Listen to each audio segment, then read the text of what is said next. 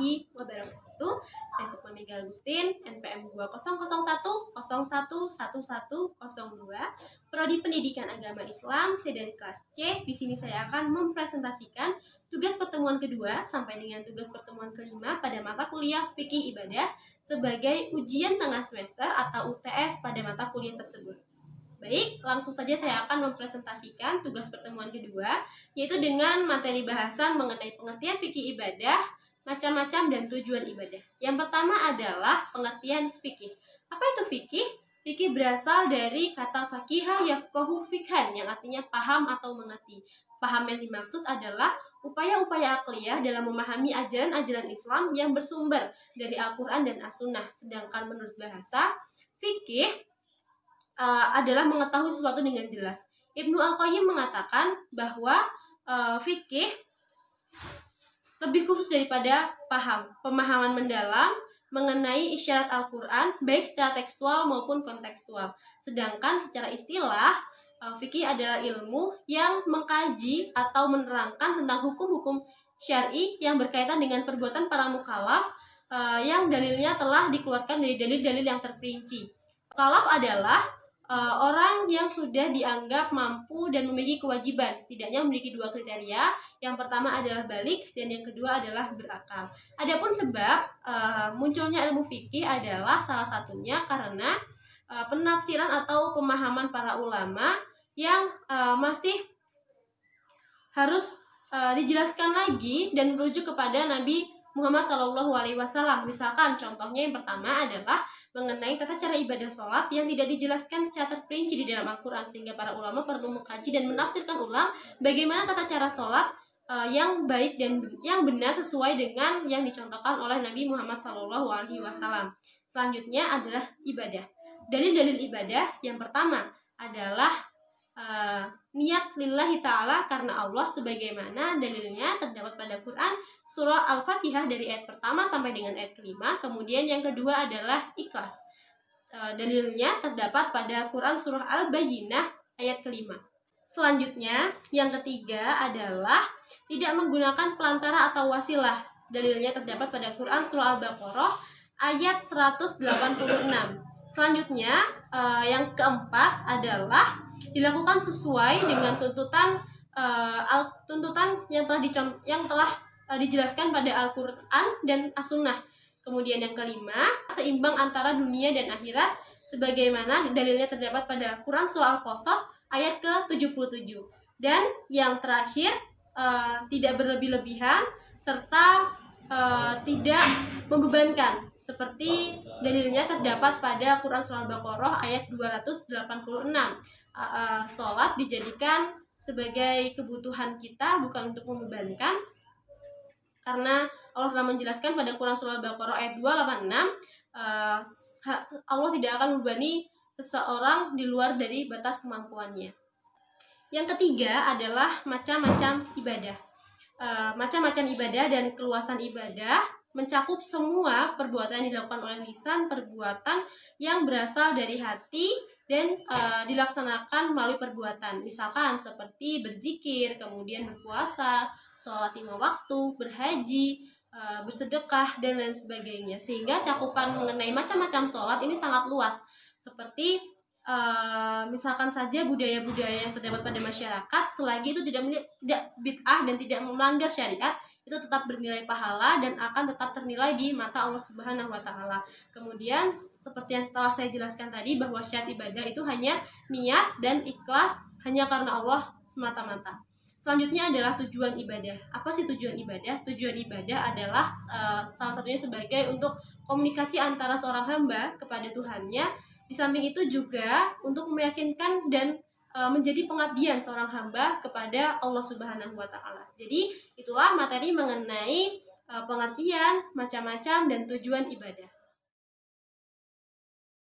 Baik, untuk materi berikutnya yaitu materi pertemuan ketiga dengan bahasan materi prinsip-prinsip dan ruang lingkup serta syarat-syarat diterimanya ibadah. Perlu kita ketahui bahwa ibadah terbagi menjadi dua macam. Yang pertama adalah ibadah mahdoh dan yang kedua ibadah ghairil mahdoh. Apa itu ibadah mahdoh? Ibadah mahdoh atau ibadah murni adalah ibadah yang khusus antara seorang hamba dengan Allah Subhanahu wa taala. Sedangkan ibadah ghairul mahdoh adalah ibadah yang di samping interaksi antara seorang hamba dan Allah Subhanahu wa taala, tetapi juga memperhatikan hubungan dengan makhluk yang ada di sekitar, misalnya seperti keluarga, masyarakat, dan lain sebagainya. Yang kedua, kita perlu ketahui mengenai prinsip-prinsip ibadah. Yang pertama, prinsip ibadah mahdoh. Apa saja prinsip ibadah mahdoh? Yang pertama, keberadaannya harus berdasarkan perintah atau dalil yang jelas. Kemudian yang kedua, tata caranya harus berpola kepada tuntunan sunnah atau Rasulullah Shallallahu Alaihi Wasallam.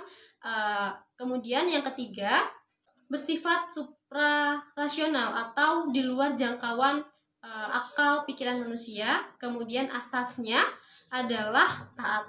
Kemudian yang kedua adalah prinsip ibadah ghairul mahdoh. Prinsip ibadah ghairul mahdoh yang pertama adalah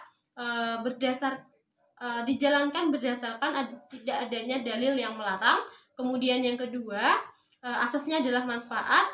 Yang ketiga, bersifat rasional dan tidak harus berpola atau bercontoh kepada Rasulullah Shallallahu Alaihi Wasallam. Adapun selanjutnya mengenai ruang lingkup ibadah mahdoh dan ibadah ghairul mahdoh. Ruang lingkup ibadah mahdoh. Ruang lingkup ibadah mahdoh seperti yang telah saya jelaskan tadi, bahwa ini adalah ibadah yang murni yang khusus antara seorang hamba dengan Allah Subhanahu wa taala. Misalkan sholat 5 waktu. Selanjutnya adalah ibadah ghairul mahdoh.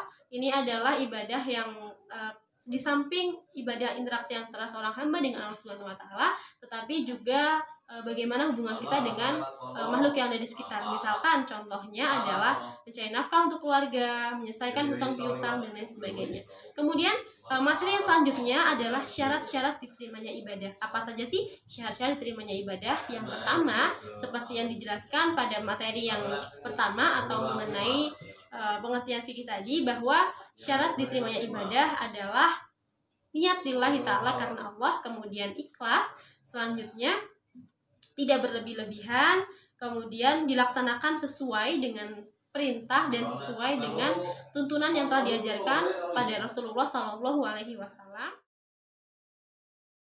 Baik, selanjutnya adalah materi pertemuan keempat, yaitu dengan subbagian materi mengenai dasar-dasar pelaksanaan ibadah. Allah Subhanahu wa taala menciptakan manusia sebagai khalifah di bumi semata-mata hanya untuk beribadah dan menyembah kepadanya, yaitu mengerjakan sholat, berpuasa, berzakat, dan berhaji, serta melakukan kebaikan-kebaikan dan menebar kebermanfaat di muka bumi ini. Kemudian adapun dasar pelaksanaan ibadah yaitu sesuai dengan dasar hukum Islam, yaitu Al-Quran dan As-Sunnah, yang pada dasarnya diterimanya suatu ibadah syaratnya adalah niat lillahi ta'ala karena Allah Subhanahu wa taala dan ikhlas. Kemudian adapun di sini sesuai dengan riwayat Muslim, suatu amalan tidak akan sempurna atau tidak akan diterima apabila tidak memenuhi 2 kriteria atau 2 syarat. Yang pertama adalah amalan tersebut bersifat lahiriah atau zohir, mencocoki ajaran Nabi Muhammad SAW, dan yang kedua ada amalan tersebut secara batiniah ikhlas mengharapkan wajah Allah Subhanahu wa taala. Selanjutnya adalah mengenai hukum-hukum ibadah. Yang pertama adalah hukum ibadah sholat. Seperti kita ketahui, banyak sekali ayat di dalam Al-Quran yang menjelaskan mengenai sholat dan perintah-perintah untuk sholat. Hal ini diterapkan para ulama bahwa sholat menjadi tiang agama, dan apabila seorang muslim meninggalkan sholat, maka ia tercatat sebagai orang yang kafir. Selanjutnya, yang kedua adalah hukum zakat. Hukum zakat sesuai dengan ijma' kaum muslimin, ini sesuai dengan rukun-rukun Islam yang berarti wajib dilakukan oleh kaum muslimin.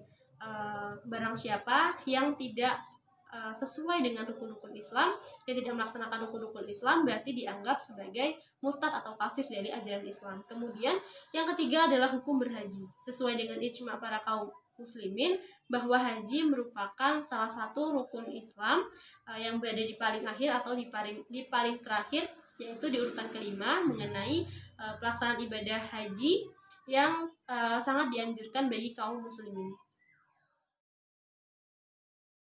Baik, selanjutnya adalah materi pertemuan terakhir atau materi pertemuan kelima, yaitu dengan materi bahasan mengenai toharoh. Apa itu toharoh? Toharoh secara bahasa mengandung arti kebersihan atau bersuci. Sedangkan secara istilah, toharoh adalah sesuatu yang dengannya kita dapat mengerjakan ibadah sholat. Toharoh sendiri terbagi menjadi dua. Yang pertama adalah toharoh maknawiyah dan yang kedua toharoh hissiyah. Toharoh maknawiyah atau toharoh rohani adalah toharoh yang dilakukan untuk menghilangkan segala syirik dan bid'ah-bid'ah yang terjadi pada dalam diri kita. Selanjutnya, untuk yang kedua yaitu toharoh hissiyah atau toharoh jasmani. Toharoh ini adalah toharoh yang sering kita lakukan seperti berwudu sebelum sholat, kemudian membersihkan najis menggunakan air dan lain sebagainya. Toharoh hissiyah dibagi menjadi dua. Yang pertama adalah menghilangkan sifat yang dapat menghalangi keabsahan sholat, dan yang kedua untuk menghilangkan najis.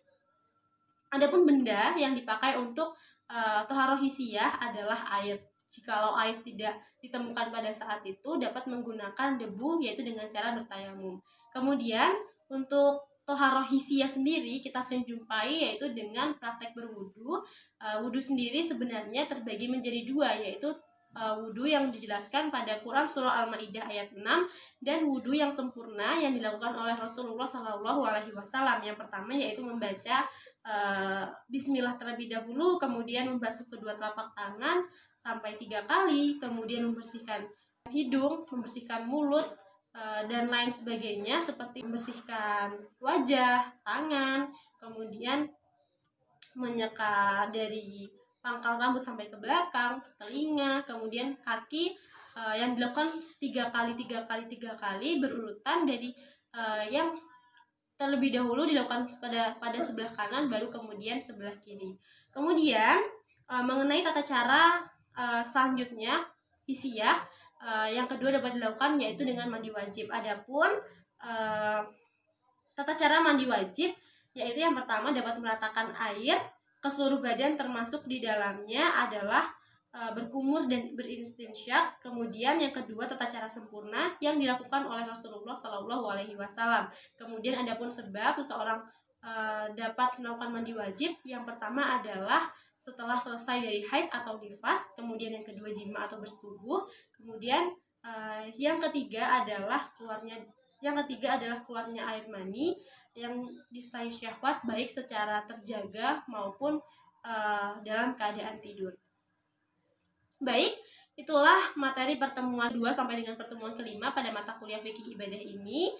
Mohon maaf apabila terdapat kesalahan dari saya. Saya akhiri, wabillahi taufiq wal hidayah. Wassalamualaikum warahmatullahi wabarakatuh.